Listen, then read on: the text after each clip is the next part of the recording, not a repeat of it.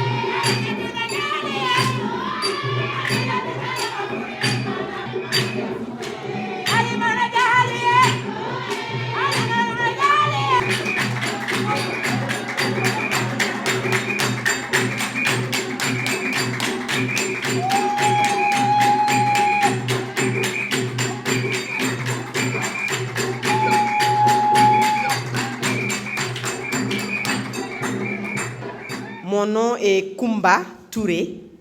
Je coordonne un mouvement panafricain qui s'appelle Africans Rising for Peace, Justice and Dignity. Les Africains se lèvent pour la paix, pour la justice et pour la dignité.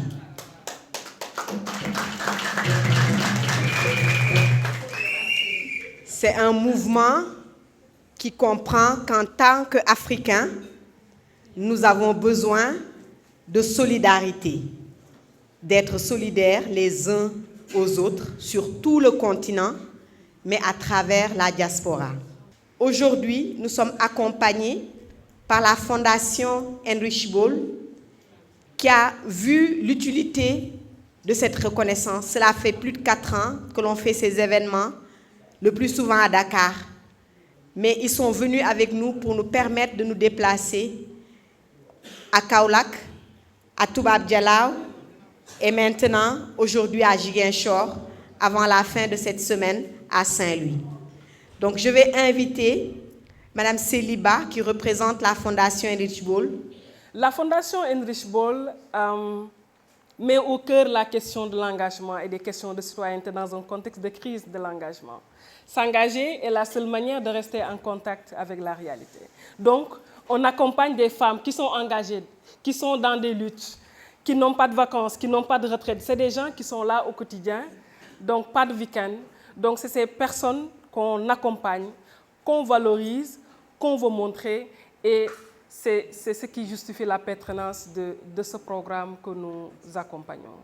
Et qu'on veut, peut-être dans les années à venir, ramasser toutes les expositions, tous les ouvrages, les mettre à l'international. C'est extrêmement important et pour dire, avec cette nomination, avec cette célébration, c'est davantage des encouragements. Vous dire, mais ce que vous êtes en train de faire, il faut encore faire 10 fois plus. C'est ça en fait la nomination. C'est de continuer la lutte, c'est de continuer le combat parce que ce n'est pas une chose facile, aisée, il y a beaucoup de difficultés et c'est ça les géantes invisibles. Donc merci beaucoup. Nous allons commencer avec Madame Alimatou Souaré.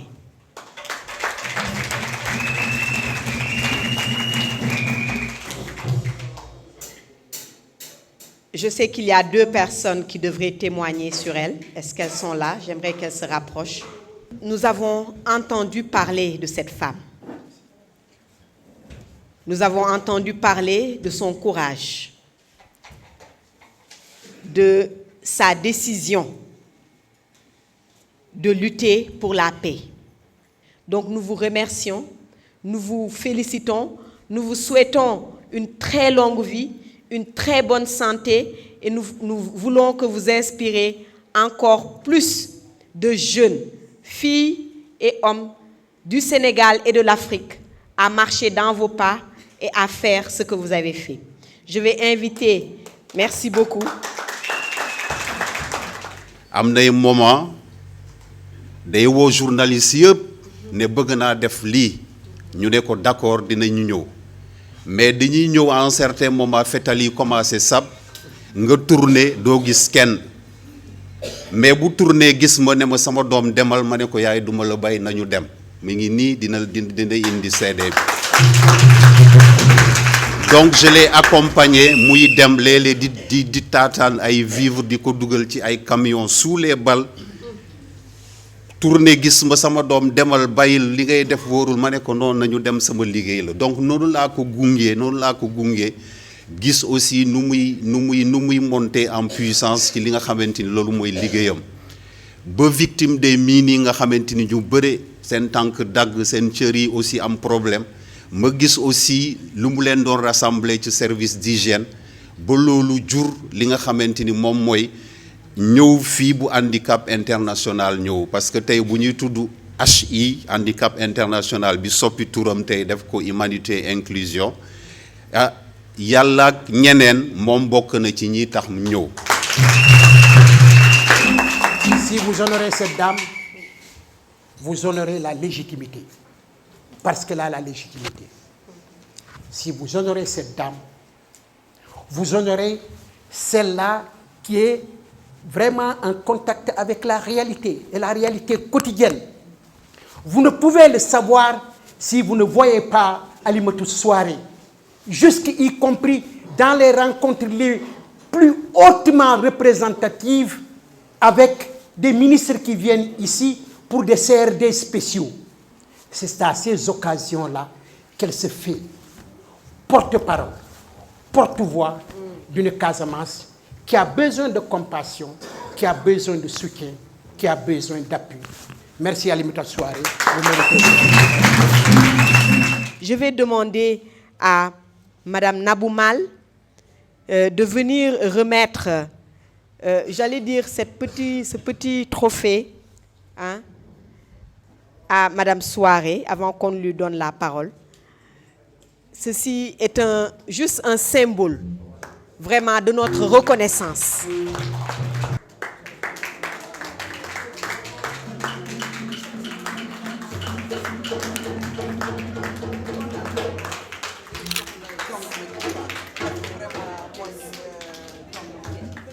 xam naa di ngeen ne lu tax ma choisir ay góor bu xeex bi taree ba tar ma nekk man kenn finalement ma am juróomi góor yi ma topp moo tax ma ne du ma jël ay jigéen ndax jigéen ñi fekkewuñu fu ma am na ñu ma fekkee am na ñu nga xam ne fekkewuñu fu xeex bi tar 5 hommes laa amoon Ibrahima Gassama mii dañ daan lakk dëkk yi kër yi Abdou Diouf defal ma magasin dund vivre damay sarse suma camion ñu ne journaliste kii militaire yi ñu gunge ma leen déedéet du ma jël muus ak xaj ma boole ma ne bàyyi leen man ma dem li ma dal ma xam ne yàlla ko tudd Ibrahima Gassama téye suma tànkay mu ne dañuy ànd amoon na ñaari journaliste yu commencé waaye dañu daw damay sarse suma camion duulin suukar meew ak lépp gouverneur day jël siège bi mu yëg mu xool camion bi mu ne ma madame Souaré tu es bon y a tout là-dedans ma ne ko monsieur le gouverneur rien ne m'arrivera tant que maa ngi def lu baax dara du ma fekk Ibrahima Gassama dugg dañuy dem ba si yoon bi nga gis kii ñew mu téye suma ne nambi faala ma ne ko doo dee tant que yaa ngi suma wet doo dee moo tax tey courage bu ma am du tey la ko jàng waaw jërëjëf ñaanal naa leen gërëm naa leen sant naa leen maa ngi sant suma maire commune bi kii mooy suma maire man maay adjointam waaye suma doom la suma sët la suma lépp la ndax lu ne defar na ma ko maa ngi gërëm famille teew fii yépp may gërëm waa Stenduk ma nga ngulak ende conke si bàyyi def dem ko gërëm mu fan di gërëm borom orchestre bi di gërëm ñépp ngeen baal ma ak wasalaam merci beaucoup merci.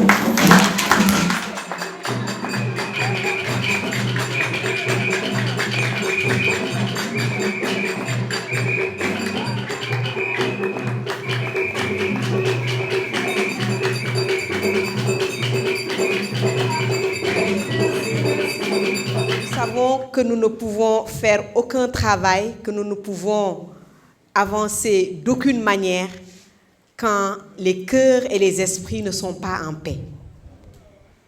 Et donc, nous sommes venus saluer le travail de Ndeye Marie Thiam. Aussi, une femme engagée, comme nous l'avons dit, qui est coordinatrice de la plateforme des femmes pour la paix en Casamance.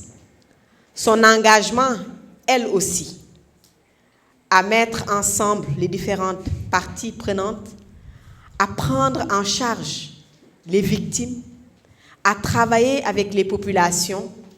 Donc, Ndeye Marie Thiam, à toi aussi nous disons merci. À toi aussi nous disons félicitations. À toi aussi tous nos encouragements. Pour wax nag ne soxna si toog maa ngi ko xam ci mouvement associatif dañu doon tànn ay jigéen parce que 8 mars bu jotaanoon dafay mel ni day géey dëgg la bés bu ne 8 mars la pour ñun waaye dañ koy célébrer benn bés comme nii ngay def nii tey am na sax ku ñu ne waaye yéen bés bu nekkay 8 mars ngeen naan tey yéen da ngeen di 8 mars waaw tey dañ koy célébrer lu nekk dafay am bésam. di nuyu tam madame Thiam mi nga xam ne ñun déplacé tam musuñu bàyyi lu mu mën suñu def na ko utal nañu partenaire financé nañu defal nañu lu ne jox ñu ay matériel ñuy liggéey madame Thiam tam maa lay gërëm di la sant vraiment yow it loo mën suñu def na ko. Encore une fois, nous vous souhaitons une longue vie, une bonne santé, beaucoup de force, beaucoup de courage pour continuer le travail que vous êtes en train de faire.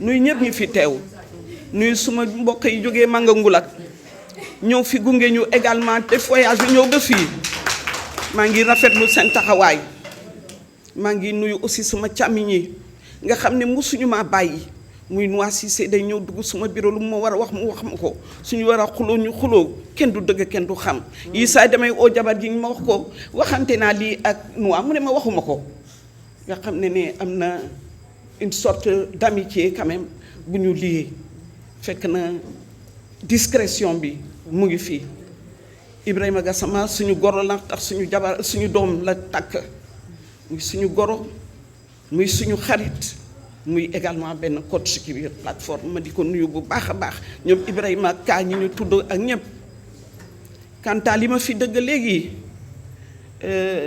Adja Ami maa ngi wax ko ak Ramadou Kouré bi ma leen di déglu dama ne ki ñuy wax noonu ndax man la sax ndax man la walla dañu bëgg ma mel ni ñu ko waxee xëy na noonu la ñu bëgg ma mel te menuma ko waaye maa ngi waat ki yàlla fii ci biir assemblée bi ne li ngeen bëgg ma mel dinaa góorgóorlu nuroo niñ kooku ngi ngeen décrire tey dinaa ci góorgóorlu. C'est qu'il y a des femmes comme celle-là qui se battent nuit et jour, partout. Elles ne pensent pas à elles-mêmes, elles ne pensent pas à leur famille, elles pensent à toute la communauté. Et pour nous, cette façon de les célébrer est une façon de leur rendre un tout petit peu. C'est une façon aussi de leur dire qu'elles sont importantes et de leur donner quelque chose qu'elles peuvent garder. Et c'est pour ça que nous faisons ce travail. Nous vous remercions. Les artistes, nous vous remercions.